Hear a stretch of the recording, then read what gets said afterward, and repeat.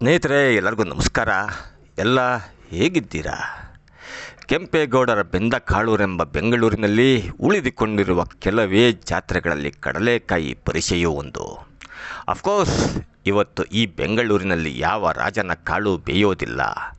ಇಂತಹ ಕಡಲೆಕಾಯಿಯನ್ನು ಅದ್ಯಾವ ಪುಣ್ಯಾತ್ಮ ಬಡವರ ಬಾದಾಮಿ ಅಂದನೋ ಗೊತ್ತಿಲ್ಲ. ಅವನೇನಾದರೂ ಇವತ್ತಿನ ಕಡಲೆಕಾಯಿ ರೇಟ್ ಕೇಳಿದ್ದರೆ ಬಾದಾಮಿಯನ್ನು ಬಡವರ ಕಡಲೆಕಾಯಿ ಅಂದಿರೋನು. ಇರಲಿ, ವಿಷಯಕ್ಕೆ ಬರ್ತೀನಿ. ಇಂತಹ ಕಡಲೆಕಾಯಿ ಪರಿಚಯ ಇಂದಿನಿಂದ ಬಸವನಗುಡಿಯಲ್ಲಿ ಪ್ರಾರಂಭವಾಗಿದೆ.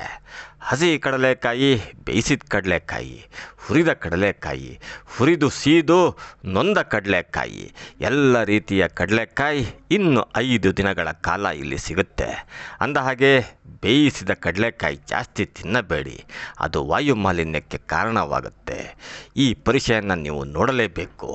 ಅಪ್ಪಟ ಹಳ್ಳಿ ಮತ್ತು ನಗರದ ಸೊಗಡು ಮಿಶ್ರಿತ ಈ ಜಾತ್ರೆ ನೋಡಿ ಕಣ್ತುಂಬಿಕೊಳ್ಳಬೇಕು. ಹಾಗೆ ಬರ್ತಾ ದೊಡ್ಡ ಗಣೇಶನಿಗೊಂದು ನಮಸ್ಕಾರ, ಬಸವಣ್ಣನಿಗೊಂದು ಸೆಲ್ಯೂಟ್ ಹೊಡೆದು ಬರೋದು ಮರಿಬೇಡಿ.